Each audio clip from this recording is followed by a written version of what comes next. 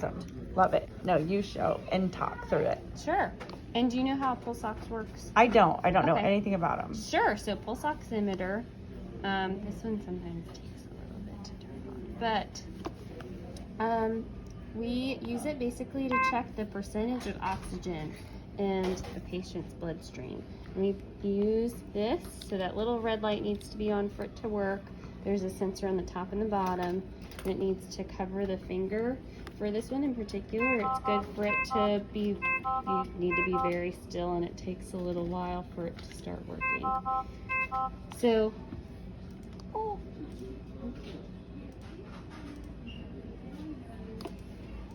try it again.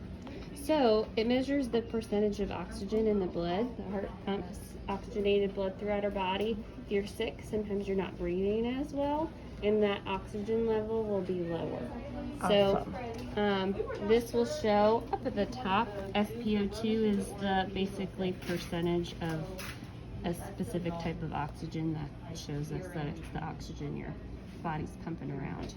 Okay, and so you basically just turn it on, and then you start testing the pulse ox. Does it measure more than one patient? Does it tell you which patient you're measuring? One. Nope, none just of that. Just one at a time. Okay. You have to do all of that yourself. The only thing this tells you is you just put it on, and it tells you what the percentage of oxygen is, which is this top number. Mm-hmm. This beats to your heartbeat. Gotcha. Or is supposed to. When it's consistent, that means it's working well. If before it shut off before, it wasn't consistent, mm-hmm. which means I could have been wiggling, or sometimes the machine just isn't picking up properly. So you want that to be consistent for it to be an accurate read. Awesome. And then do you know what all these buttons are for? Anything specific? Sure. Yep. Okay. So, and then pulse rate, heart rate, and we need to look up exactly what this is showing you, to be honest with you. But really the only things we use are these different things. Right, the SpO2 and the pulse rate. I think yes. most people, that's what they're using. Yep, I would ask the company, honestly, what PI. Mm-hmm. And there's an insert too, believe it or not, and it probably has all that information in there. Yes. Yeah. So I just clicked over shift, and this shows what we would have on a monitor screen, which is nice. Oh, so you can see the consistent beats means that it's picking up properly. If I wiggle around and move, that's not properly picking up anymore. Mm-hmm.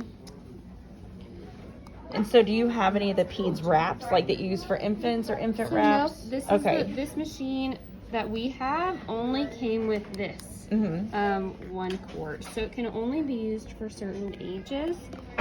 So we do sell the wraps that plug in here if you ever need it for infants. Which is great. Mm-hmm. With this one in particular, I will say an opportunity to improve is it doesn't work well if you move at all. Gotcha. So just, for kids, it's not a good. No. Right. So, but it works if I'm perfectly still and it goes on. And obviously the battery at the top. Right. You can turn off, the volume if needed, like if it was alarming, but just menu button. We don't really use the password function to lock the machine. Gotcha. Because no one knows how to use this except us. Okay, gotcha. To be honest, and then this is supposed to be the time that. Okay. Awesome. That was it. Thank you so much.